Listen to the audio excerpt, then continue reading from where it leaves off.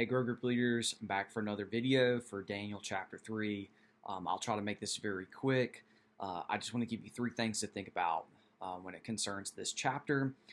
Number one, I find one of the most interesting parts about this chapter is the very beginning. Why? Because Nebuchadnezzar now tries to make a statue that's like the one in his dream, but yet he makes it all gold. Why do I think he makes it all gold? I think he makes it all gold to prove that he's rebelling against the dream that he was giving, basically saying, no, I'm not going to be the first kingdom to go.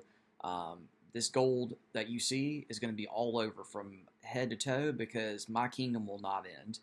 But what you're going to see in the story is that, no, his kingdom doesn't end in chapter 3, but it's only the beginning because God shows that he can deliver his people, and that's outside of the king's authority.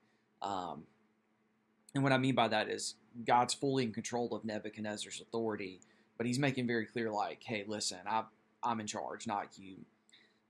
What I find also very interesting is that the statue is placed in a plain of Dura. If you look at the Tower of Babel, it was also placed in a plain, an open space of worship. The other intriguing part that I talked to Michael about this past week was the interesting fact that what drew them to worship, or what was basically drawing them to command them to worship, was music. And so one of my applications this week is going to be, how does music inform our worship? And even just what do we listen to music-wise?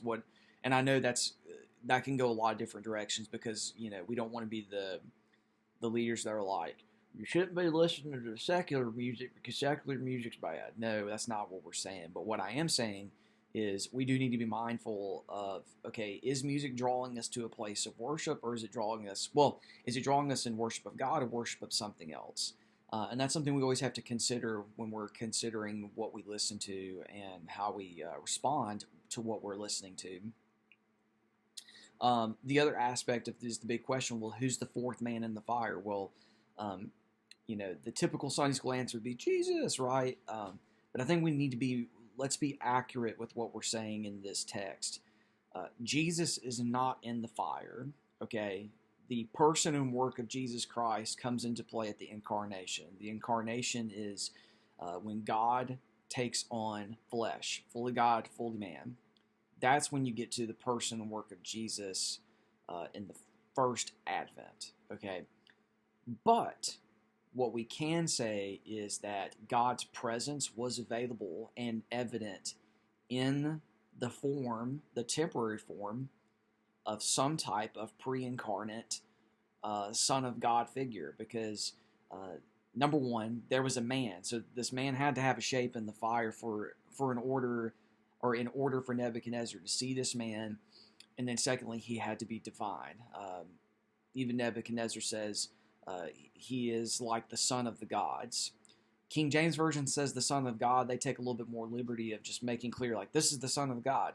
I think we just need to be careful about that. I'm not saying the King James Version is necessarily bad for this, but I just think it needs to be more technical, that Nebuchadnezzar was not declaring that the Son of God was in there. He was declaring something divine in there. I don't know what it is, but there's something different because this God, or this God-like person, is with these men. And then the final thing I'll say is this, and this is a really cool, just simple thing. Daniel's not in the story. Daniel is virtually absent from this. This does not mean that he was one of the people that fell down and worshipped the idol. But what it does tell us is that these boys, they were only 14, 17 years old, they took ownership of their faith. And they were not going to be dependent, their faith was not dependent on what God would do in the outcome. It was dependent on just God himself, that they were going to be devoted to God no matter what, even if it cost them, because they thought it was better to burn now than to burn for all eternity. And that's the question we've got to really process through is, are we willing to go through the fiery trials now for our discipline and for our benefit in the long run so that we avoid hell itself?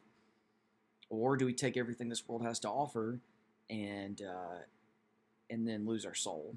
And so that's the question I hope that we really dig deeper in with students this week, and I hope you find this helpful for this coming Sunday.